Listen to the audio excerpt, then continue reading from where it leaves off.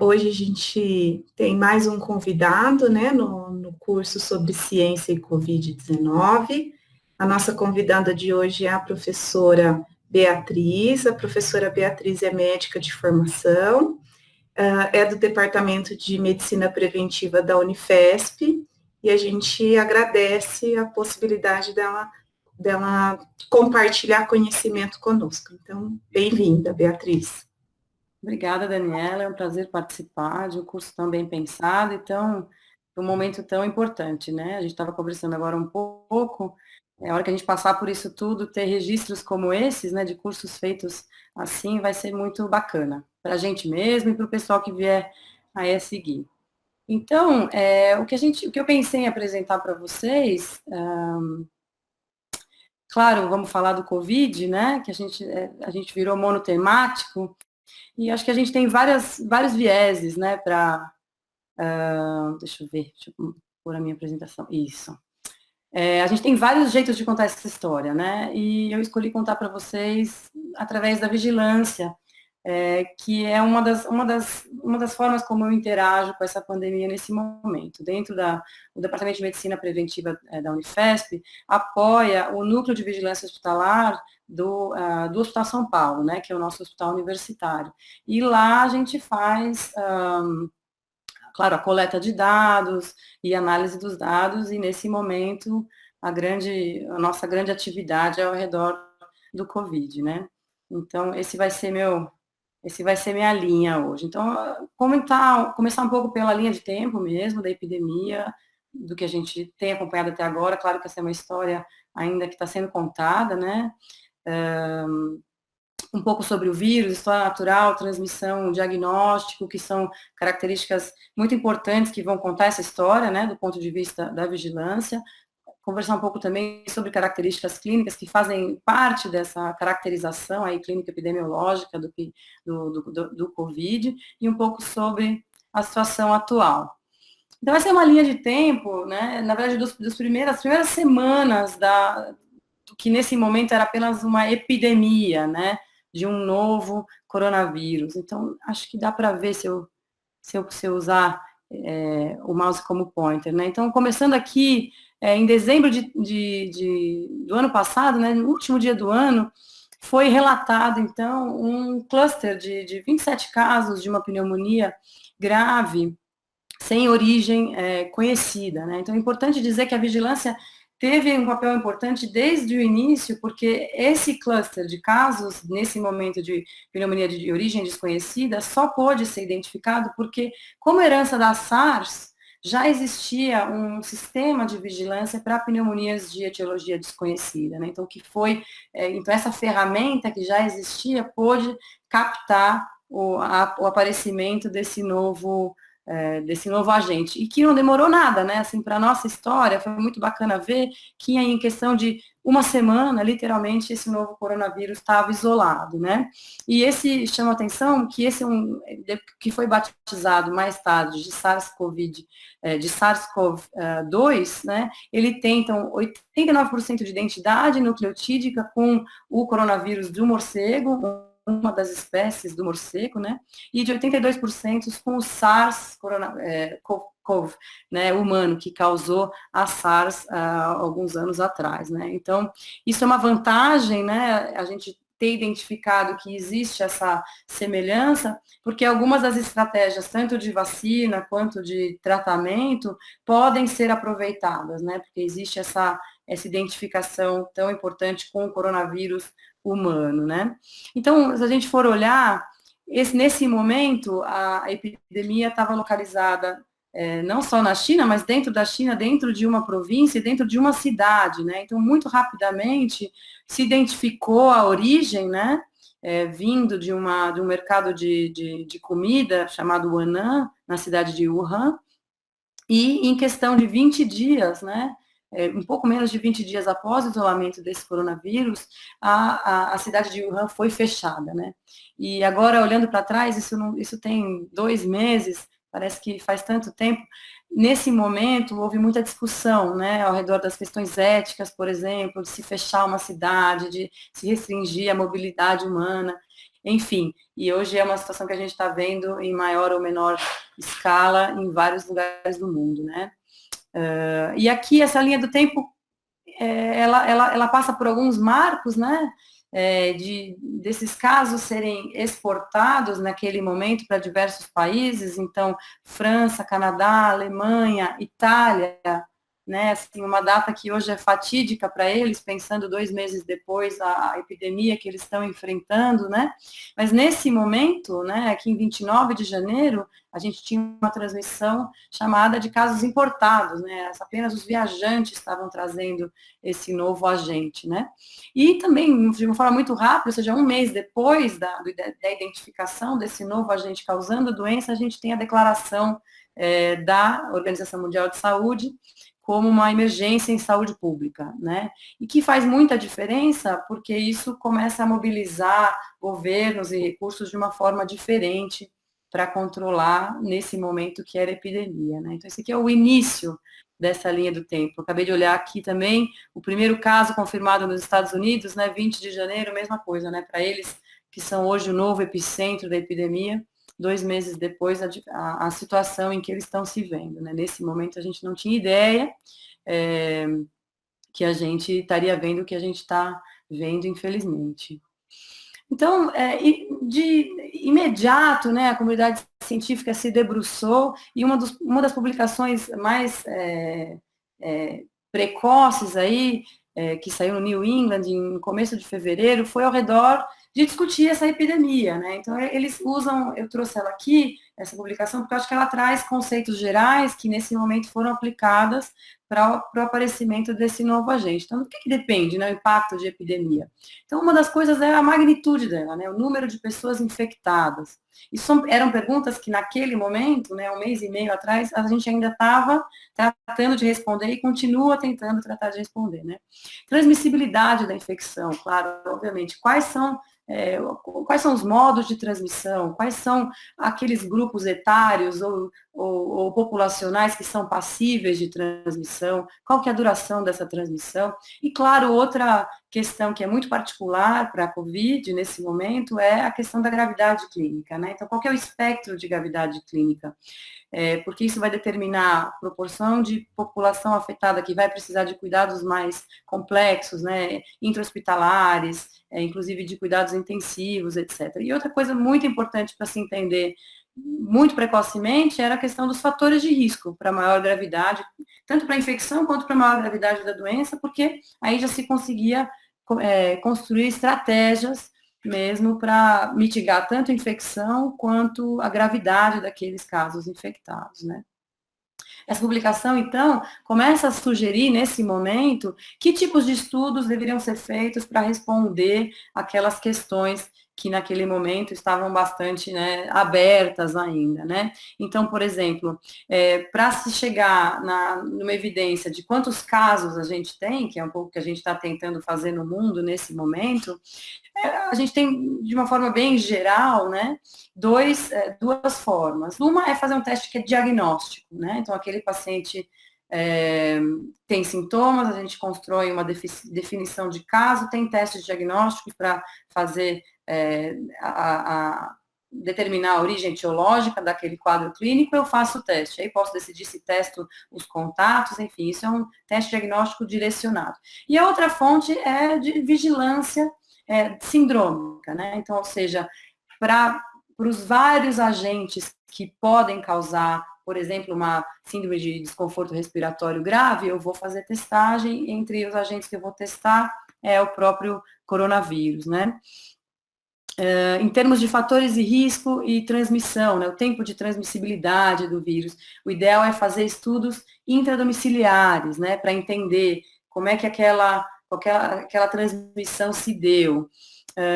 Pensando numa taxa de ataque mais importante, né, da transmissão em maior escala, temos que fazer estudos de comunidade, né, inclusive começando a ver aí já a análise da gravidade dos quadros clínicos, etc., que é o que a gente chama de pirâmide da gravidade, né? Ou seja, como que é a distribuição de casos graves, casos leves, casos moderados, né? E aí a gente tem fontes de dados múltiplas, aí isso era um apelo a que pesquisadores se debruçassem tanto a dados hospitalares quanto dados ambulatoriais, enfim, juntassem o máximo de fontes de dados para tentar montar essa pirâmide, né? Porque, claro, aí fica fácil entender, se a gente vai atrás dos casos só dentro do hospital, eles vão ter um perfil. Se a gente vai atrás desses casos só na unidade básica de saúde, eles vão ter outro perfil. Então, daí a importância de se buscar dados de diversas fontes, né? Estudos caso-controle, né, tão bem estabelecidos na epidemiologia, vão ser importantes aqui para determinar fatores de risco, né, tanto para infecção quanto para desfechos graves da doença. Então, a gente geralmente parte de casos da doença, né, elege alguns controles e olha retrospectivamente quais exposições essas pessoas poderiam ter tido, né?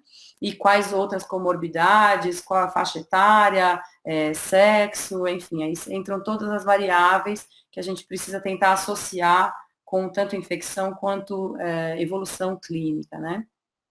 E outra questão muito importante que a gente precisa ver respondida é a infectividade, né? Não só o tempo, mas a intensidade desse vírus. E aí a gente precisa conhecer, de fato, a biologia do vírus, né? Entender por quanto tempo ele fica ativo e infectivo, né? O fato, isso a gente chama de shedding, né? Ou seja, o quanto tempo a gente consegue determinar a presença daquele agente no sangue ou num lavado broncoalveolar, dependendo do material biológico que a gente vai utilizar, né? E não só determinar o tempo de shedding, que é o tempo que ele ainda é excretado, né? Mas também por quanto tempo ele fica infectivo, né? Ele é capaz de produzir uma infecção. Então, acho que essa publicação de início já tentou organizar a comunidade científica no sentido de que lacunas e de que forma a gente poderia tentar preencher essas lacunas, né? Então, um pouco sobre o que a gente foi aprendendo nesse tempo, né, em relação à história natural e transmissão desse SARS-CoV-2. Inicialmente, a gente vai olhar aqui, tem até um gráfico que é bastante legal de ver, eles observaram, os chineses observaram que grande proporção dos casos eram relacionados ao mercado Huanan de Wuhan, né? E a partir daí eles têm um momento na curva que a gente consegue ver, um momento que já os casos não necessariamente têm esse vínculo epidemiológico, né? Quando a gente passa a ter transmissão pessoa a pessoa. Mas no momento eles entenderam, né? Ao fazer mesmo essa investigação dos casos, entender as exposições, né? Através de inquéritos, trabalho de campo epidemiológico mesmo, eles identificaram que a fonte de exposição de grande parte dos casos, se não todos nesse momento, era o mercado de animais. E eles também, como já passaram por outras epidemias em que existe a passagem de um vírus que outrora tinha como hospedeiro um animal, né, faz esse spillover que os epidemiologistas falam, né, que é essa passagem do animal para o humano. Então, eles já tinham meio que onde procurar. Então, hoje, existe um elo perdido nessa passagem, que ainda não está bem esclarecido, mas provavelmente, como a coincidência genética desse coronavírus é muito próxima do morcego, eles estão imaginando que viria do morcego, mas provavelmente se utilizando de algum mamífero doméstico, que poderia ser ou um civeta, ou outros animais, pangolim, o outro que eles aventam, esses são os dois animais que estão aí nessa figura, poderiam ter feito essa passagem, né?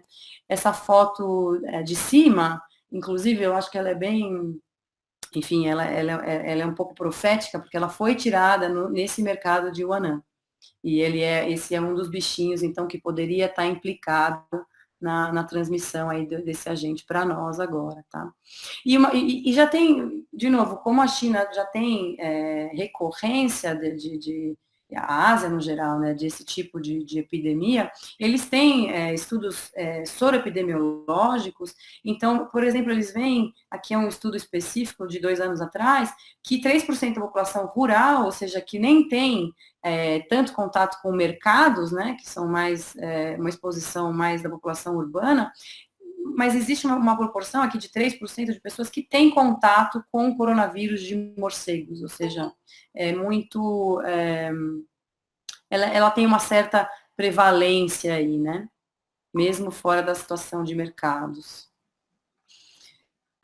Um outro estudo que foi marco, né, no início dessa epidemia foi esse artigo que foi publicado no New England sobre a dinâmica de transmissão precoce em Wuhan, né? Então, lembrando, isso que a gente já conversou, os primeiros casos foram detectados por conta dessa pneumonia, por conta dessa vigilância que já existia, esse sistema de vigilância para pneumonias de etiologias desconhecidas, e aqui eles usavam um critério, né? A gente sempre tem uma definição, para já usar definições da vigilância, né, em saúde, é um critério de definição de caso, né, para poder fazer a notificação de casos que se apresentam dessa forma. Então, para essa pneumonia de etiologia desconhecida, eles reportavam casos que tivessem febre, alteração pulmonar, com ou sem alteração de leucócitos no exame de sangue, e sem melhora após antibiótico terapia.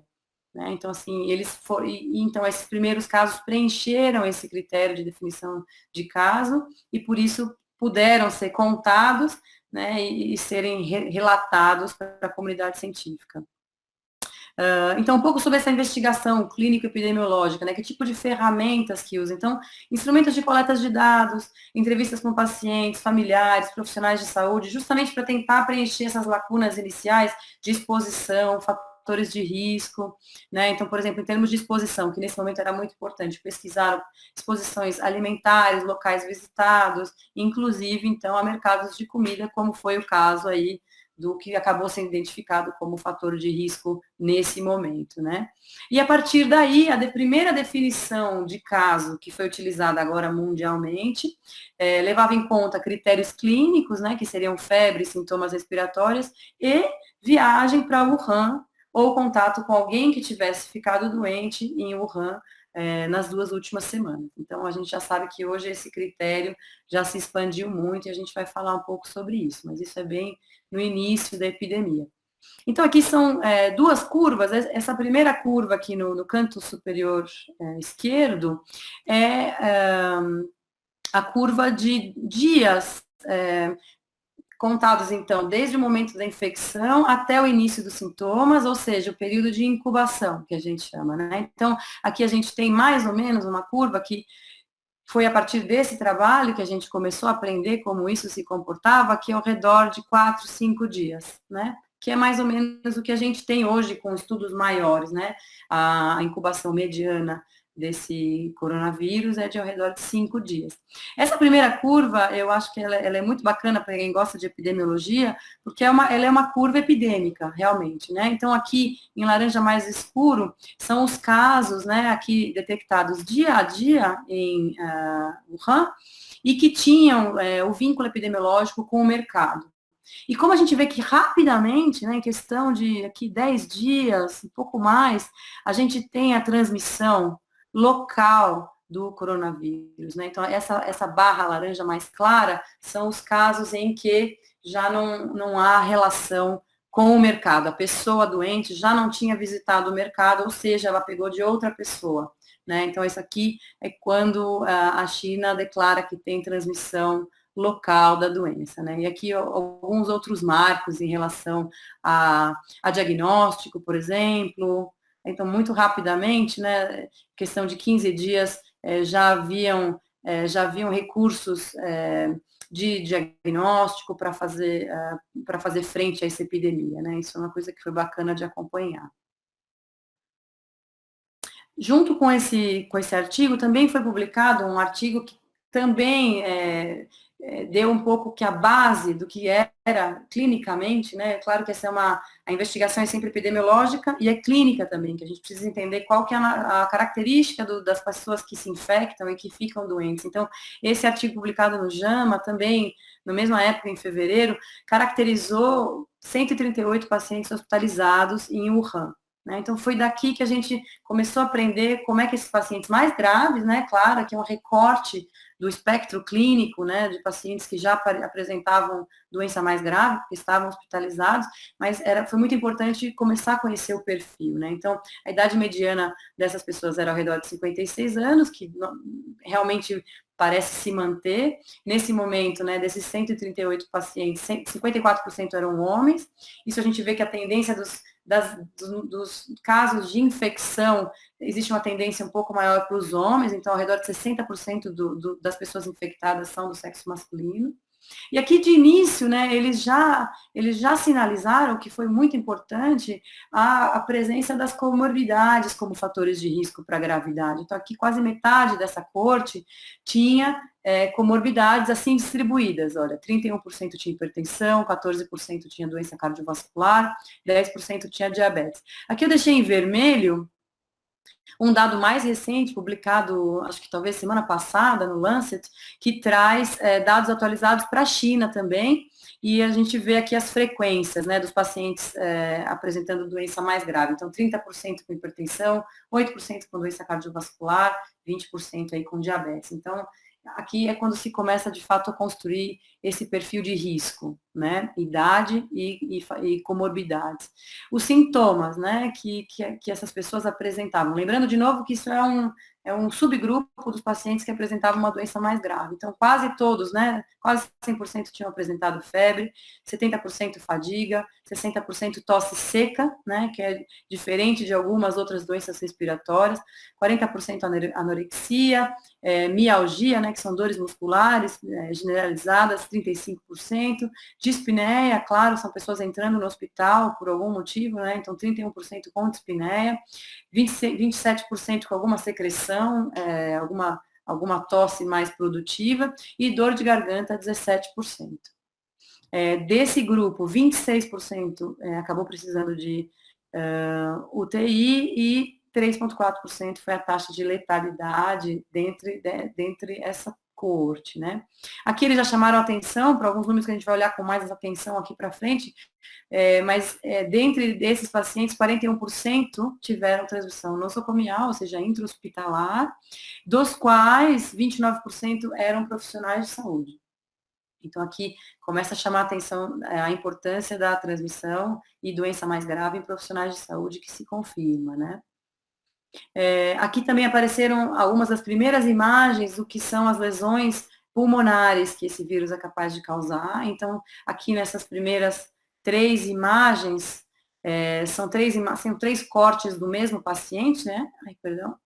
Em diferentes alturas do pulmão, 5 dias após o início da doença, né? Então, a gente vê que em 5 dias, o pulmão, essa área, para quem não é clínico, essa área esbranquiçada é um infiltrado em vidro fosco, muito, e você percebe que, assim, isso aqui é o que restou, esse pretinho, tudo que é preto é o que restou de pulmão saudável, que está conseguindo oxigenar. Então, assim, desde o início a gente conseguiu ver que era uma pneumonia bastante agressiva.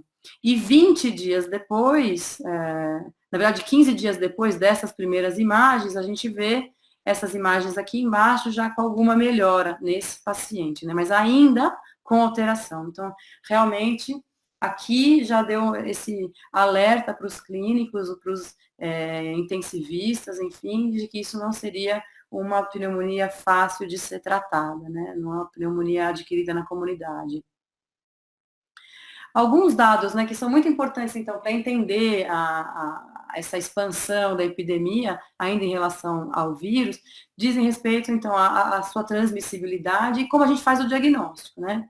Então, uma das medidas que a gente usa muito em epidemiologia, e que agora caíram aí na imprensa, enfim, é o famoso R0, né? O que é esse R0? Aquele número que vem de uma modelagem em que entram diversos fatores, alguns dos quais, então, biológicos, ou seja, parte do próprio vírus, outros são ambientais, ou seja, onde esse vírus está se reproduzindo e se espalhando, né? Mas ele dá a ideia de quantas pessoas uma pessoa infectada pode infectar, né? Então, assim, os primeiros estudos tiveram estimativas muito dissonantes, né? Partiram de números ao redor de 2, chegando até quase 7, né? Hoje, a gente tem uma estimativa que está mais perto disso, de 2,2, 2,5, tá? Ou seja, uma pessoa infectada pode infectar até 2,5 pessoas, 3 pessoas, né? Isso é um número, para dar um parâmetro, esse R0 da influenza ao redor de 1. Então, ele é um número que, pelo menos, mostra que ele é 2 ou 3 vezes mais transmissível, né, do que a influenza. Ele não é tão transmissível como, por exemplo, o sarampo, que tem um R0 ao redor, acho que, se não me engano, de 15, 17, também é muito longe, né, provavelmente o patógeno que a gente conhece que é mais transmissível, né, mas ele não é desprezível, né, não é desprezível, ainda mais quando ele tem esse potencial de causar doença mais grave.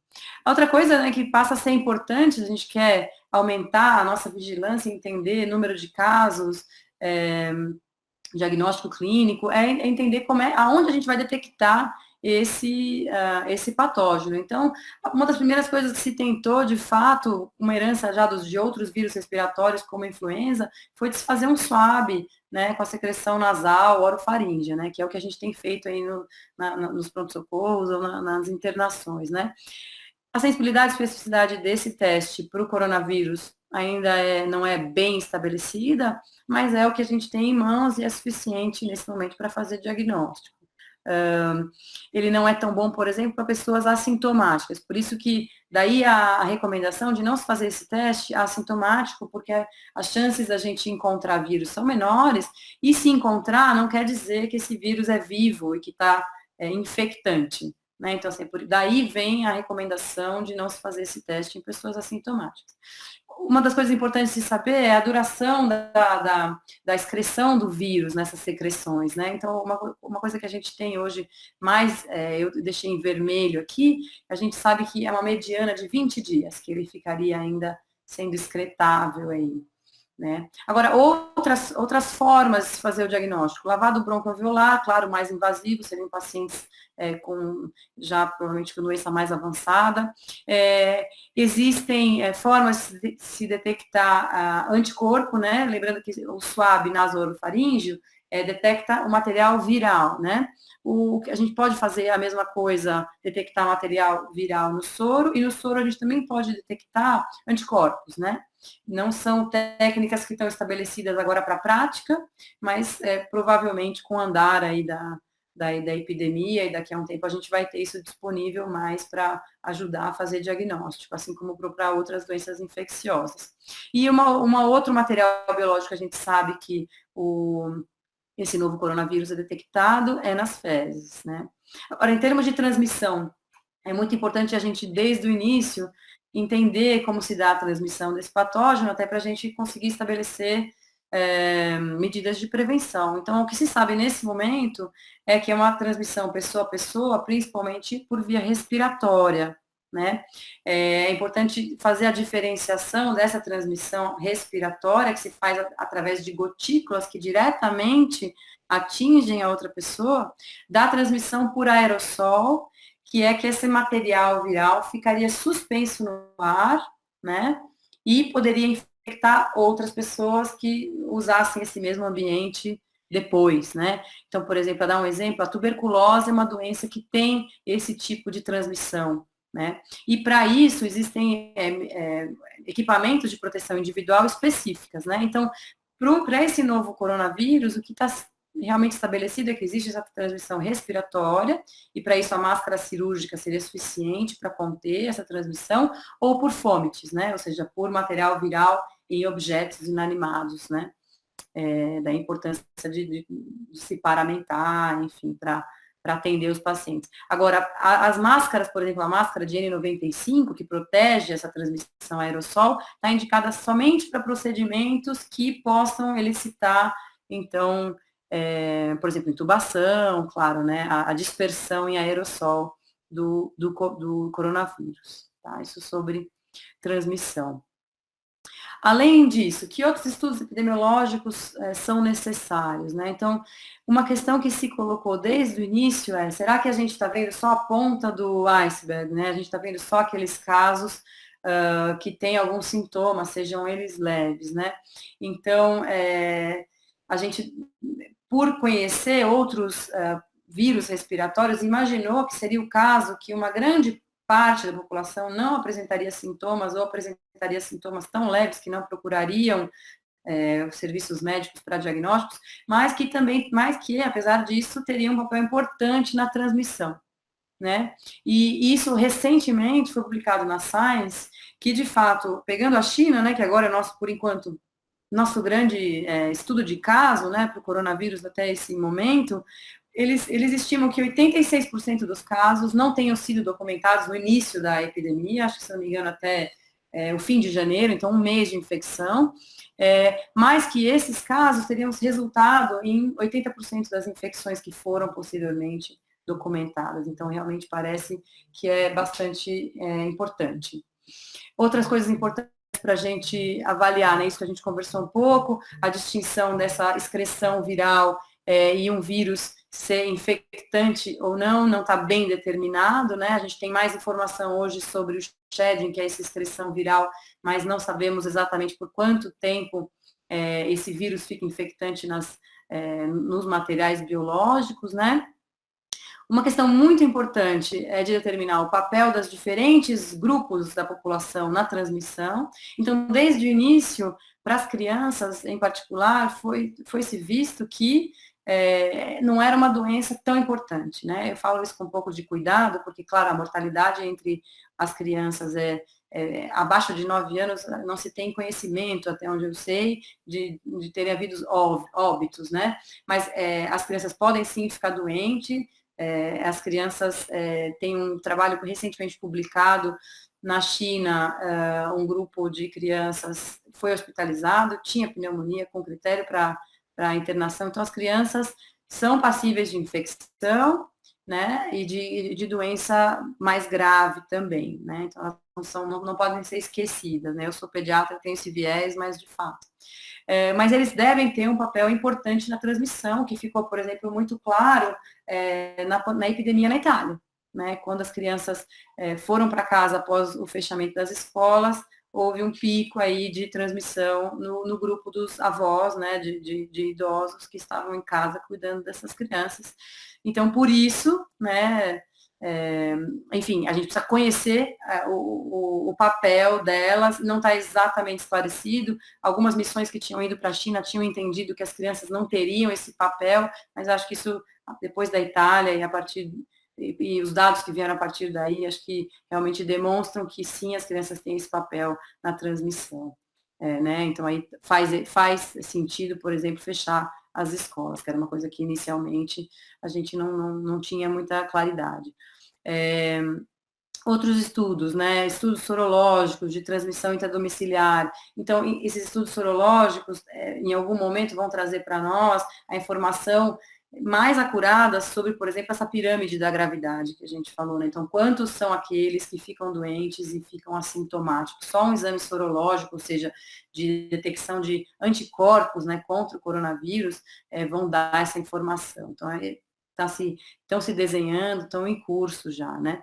Outra grande questão que vem sendo estudada e que precisa ser estudada diz respeito ao efeito dessas medidas de distanciamento social, né, na transmissão. Então, a gente está vendo que muitos países optaram por medidas, vários, drásticos, né, de distanciamento físico, né, o pessoal está orientando a não falar distanciamento social, que a gente não pode perder esse sentido de comunidade, mas é um distanciamento físico e do impacto socioeconômico que isso vai ter. Então, recentemente, de novo, epidemiologistas olharam para o efeito dessas medidas em Wuhan, né, que foi esse estudo de caso, de fato, de uma cidade que foi fechada muito precocemente, né, e o que eles viram é que, de fato, além de achatar a curva, né, que é isso que a gente se popularizou, inclusive, né, no sentido de distribuir melhor a ocorrência dos casos ao longo do tempo, para dar tempo para o sistema de saúde se organizar e atender a todo mundo. Eles não só fizeram, essas medidas não só foram capazes de achatar a curva, mas também diminuíram a altura da curva. Ou seja, a gente espera numa curva epidêmica, né, quase que uma curva de Bell, e eles acham que eles conseguiram não subir tanto, além de achatar a curva. Então, para nós que estamos aí no meio de medidas difíceis de distanciamento social, isso pode ser uma luz no fim do túnel, que isso está valendo a pena. Claro que a gente vai ter que fazer esses estudos em diferentes contextos, né, diferentes países, conforme também ao quanto a adesão dessas medidas, enfim, a gente ainda está aprendendo, mas acho que esse artigo, pelo menos, sinaliza de uma forma positiva essas medidas. Em termos de prevenção e controle da infecção, né, uma das coisas que se levantou muito precocemente foi os profissionais de saúde vão ser muito afetados, desproporcionalmente afetados, como foi o caso, por exemplo, com outros coronavírus, né, infecções por outros coronavírus, que a gente viu que grande parte dos casos era entre profissionais de saúde. Então, essa mesma publicação que deu a base aí da clínica, né, de pacientes hospitalizados, então, eles também destrincharam entre os profissionais de saúde, e inclusive identificaram nessa coorte de 138 pacientes, um paciente que foi a fonte de contágio de 10 profissionais de saúde, né? Então, eles puderam identificar com esse exemplo, o que eles chamam de super spreading, né? Ou seja, uma pessoa que passou muito do R0, né, esperado, e o que seria a causa, isso ainda está em andamento. Mas esse estudo já de início chamou atenção para a necessidade de proteção dos profissionais de saúde, de fato, né? E estudos mais recentes na China mostram que 15% dos profissionais de saúde na China tiveram doença grave ou crítica, né? Ou seja, que precisou de internação em UTI. Então, de fato, a gente vai vendo que os profissionais de saúde, possivelmente por ter exposição maior, a maiores cargas virais, possivelmente teriam chance de fazer infecção e doença mais grave, né? E até também por isso a gente vê que a faixa etária dos profissionais de saúde afetada é mais baixa do que o que a gente vê, né? Essa média de 56 anos ou mais, um pouco, 60 anos dos pacientes não profissionais de saúde, né? Então, realmente é necessário protegê-los, né? Então, a OMS tem diversos documentos, né, tentando oferecer orientação sobre medidas de higiene para a população geral, equipamento de proteção individual para profissionais de saúde. Também tem documentos ao redor de quarentena, né, de como fazer isso, isolamento e cuidados de pacientes com Covid em domicílio, né, que é realmente um desafio. A OMS fala de isolar esses pacientes tanto no ambiente hospitalar, quando possível, mas é claro que a maioria dos países provavelmente não vai ter essa possibilidade, né, de cuidar de pacientes não graves em ambiente hospitalar. Então, sabendo disso, a OMS tem recomendações para familiares, de fato, cuidarem de pacientes com coronavírus para tentar diminuir a própria infecção. Agora, um pouco sobre o panorama da pandemia, né? Então, a gente tem aqui um mapa da OMS e vocês podem estranhar que, por exemplo, a China não está mais escura, né? Assim, aqui são os casos relatados nos últimos 7 dias nos países. Então, essa cor mais escura, então são para os países que relataram mais que 50 mil casos nos últimos 7 dias. E essa cor só tem os Estados Unidos, né? Então, mesmo a Itália, nos últimos 7 dias, já conseguiu relatar menos casos. Então, desse gráfico, vem uma afirmação mais recente da Organização Mundial de Saúde, que os Estados Unidos seria o novo epicentro, né? Então, ela passou da China para a Europa, América do Norte agora.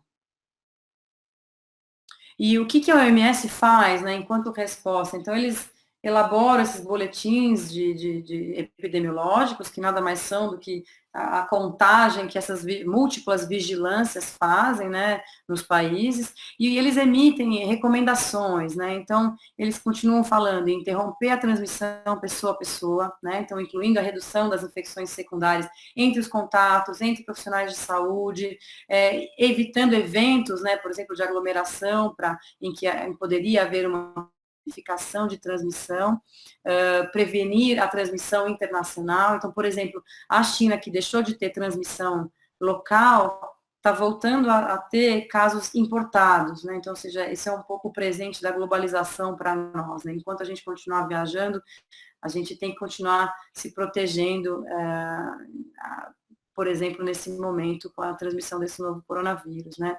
Identificar os pacientes, né? Então, a OMS fala muito em testar, testar, testar. Os países que a gente viu com melhor resposta, né, Coreia do Sul, Alemanha, Hong Kong, eles estabeleceram uma estratégia de combate à pandemia testando, porque assim você consegue isolar aqueles pacientes mesmo assintomáticos, né, então fazendo essa estratégia de tentar isolar todo mundo que é positivo, independente de sintoma, fica em casa e assim não continua transmitindo, né.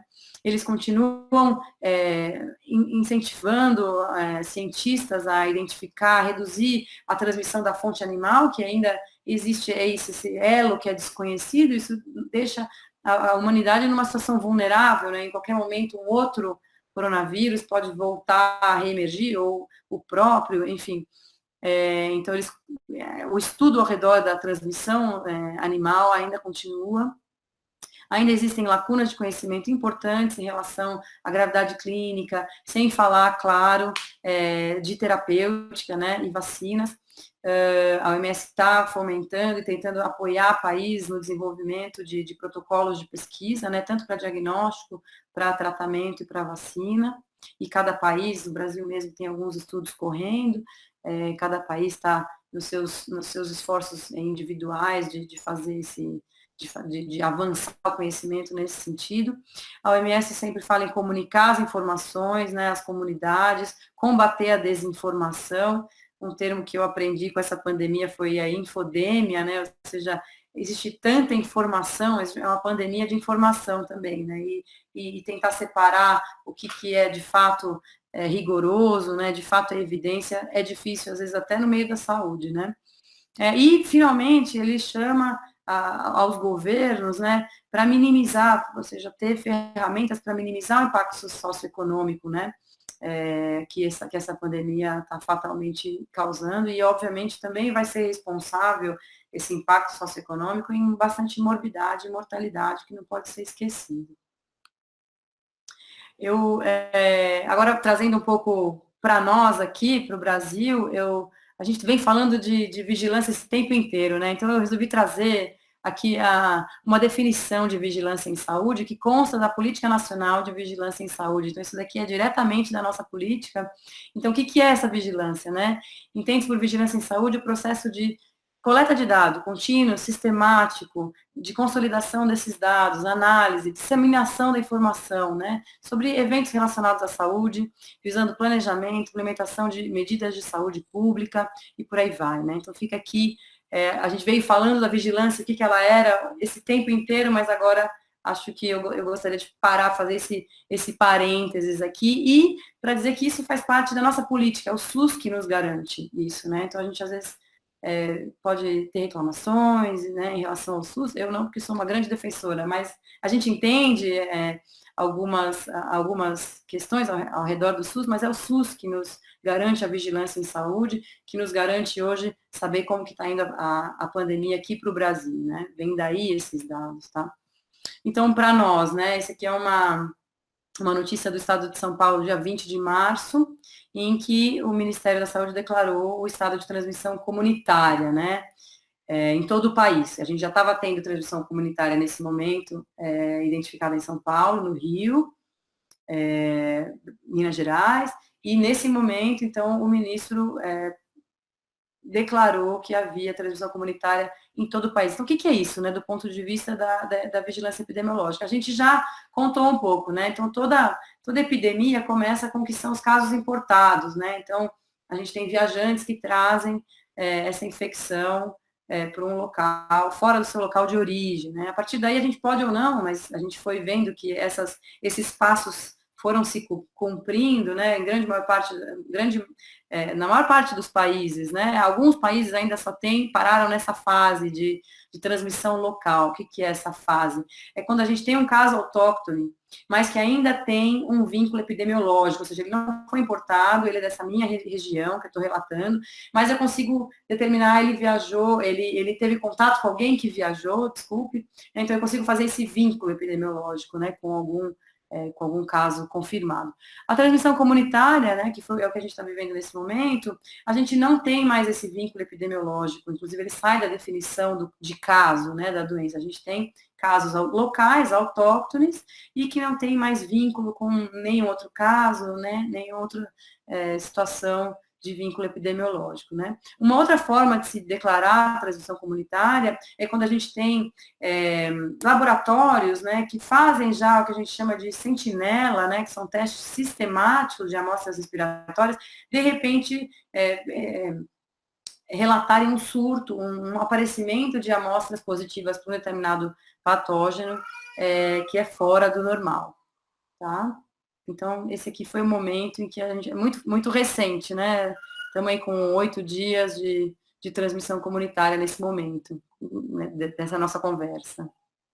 Aqui são os casos de ontem, 26 de março, 27 de março, para o Brasil, né? Então, a gente estava chegando aí, batendo os 3.000 casos. Aqui, nesse gráfico aqui à esquerda, tem os estados do Brasil, e os que estão em coloração mais escura, aqueles que já têm mais do que 50 casos. Então, a gente tem até o Amazonas, né, já com 67 casos, Ceará 235, bom, e o grande campeão aí, São Paulo, com mais de 1.000 casos, né, e isso, claro, mudando a cada minuto, eu tenho certeza. Aqui é sobre a ocupação, né, hospitalar. Então, nesse momento, a gente tem 205 pacientes em enfermaria e quase 200 pacientes em UTIs, né? E aqui, essa distribuição por estado, né? Então, a gente pode esperar que esses números também vão aumentando conforme aumentem os números de casos. Acho que era mais ou menos isso. Eu quis terminar com essa mensagem de solidariedade. Essa é uma imagem de médicos chineses chegando na Itália para ajudar, né? Depois de já ter acalmado a epidemia lá na casa deles, eles realmente se investiram nessa missão humanitária de vir ajudar a Itália, não só com recursos humanos, mas com recursos de equipamentos, enfim. Então, acho que assim, para tentar terminar de um jeito positivo, que a gente está aprendendo bastante, né? Essa é uma pandemia que provavelmente ninguém que está vivo hoje presenciou e viveu uma experiência semelhante, e a gente só pode ter solidariedade como a mensagem que nos une nesse momento, né? E não por acaso, Solidarity, né? Solidariedade em inglês, é o nome do ensaio clínico que a OMS está tentando disseminar pelos países em direção a encontrar uma terapêutica que seja eficaz, né, contra esse novo coronavírus. Então, não à toa ele ganhou esse nome de solidariedade. Acho que era isso. Obrigada de novo. Estou aí aberta a perguntas.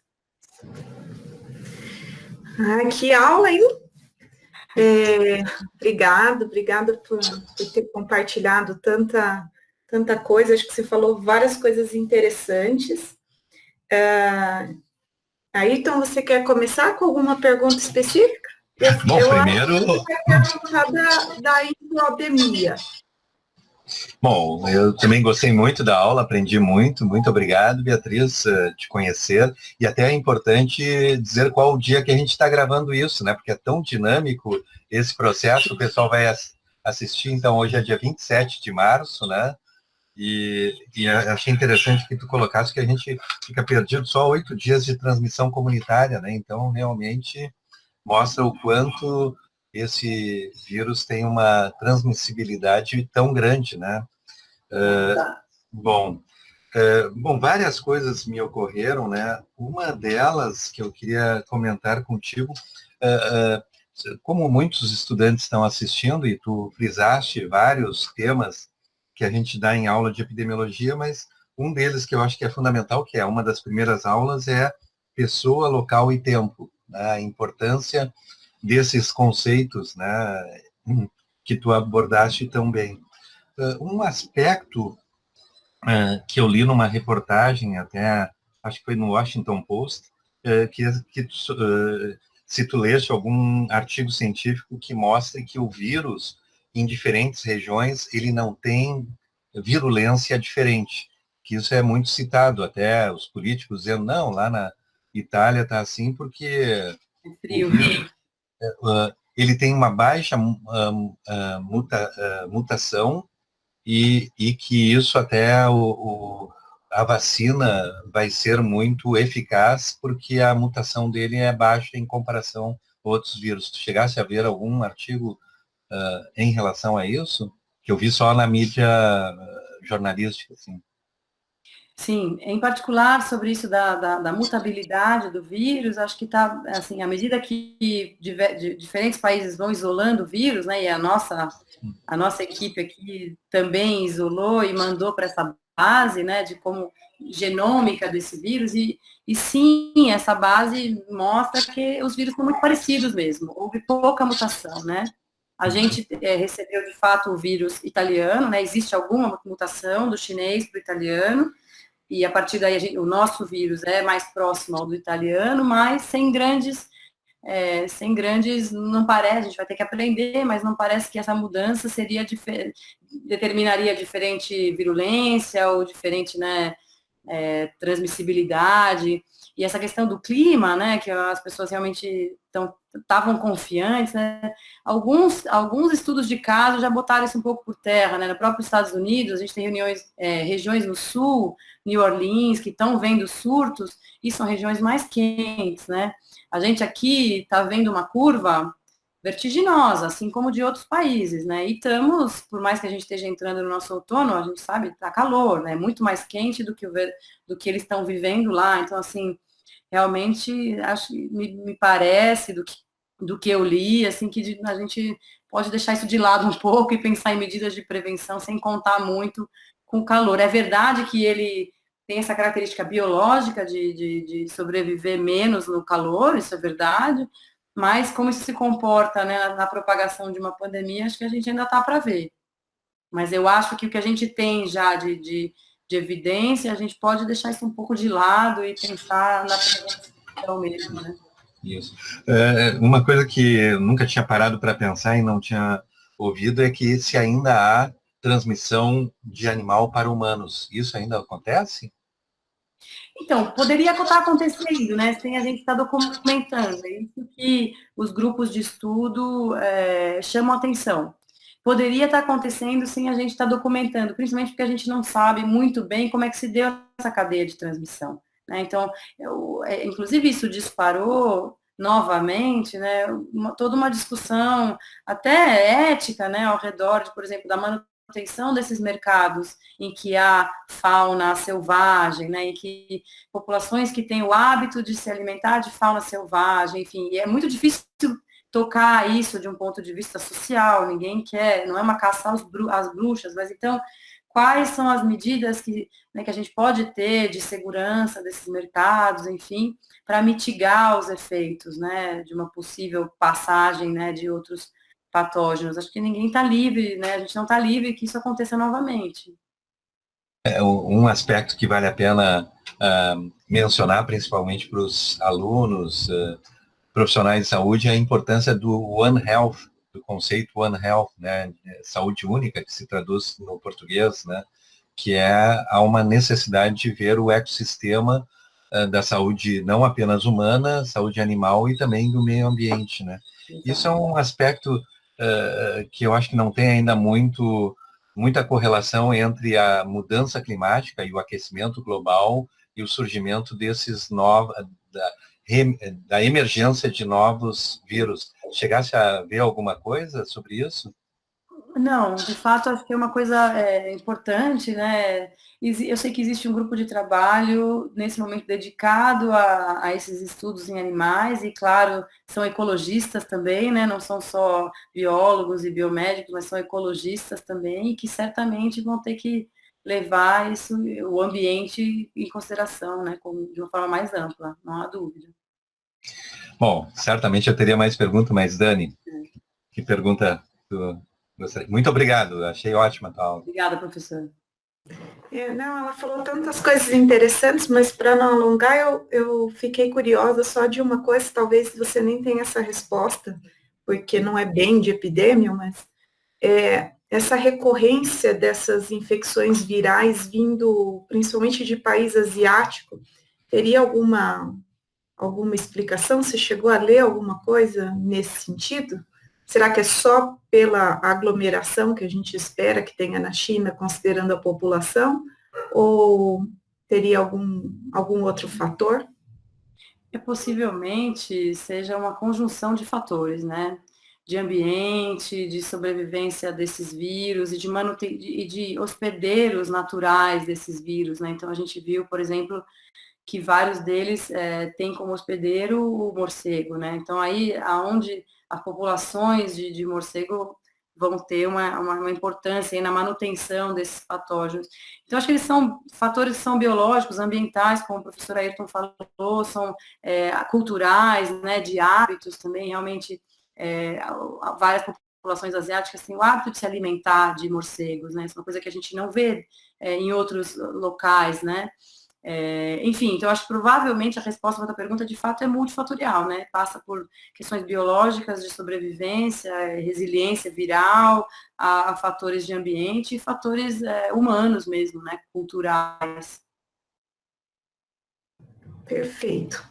Então, a gente vai encerrar. Agradeço muito a disponibilidade, né, a generosidade em compartilhar um pouco do seu tempo, que agora é um tempo que está todo mundo correndo, né?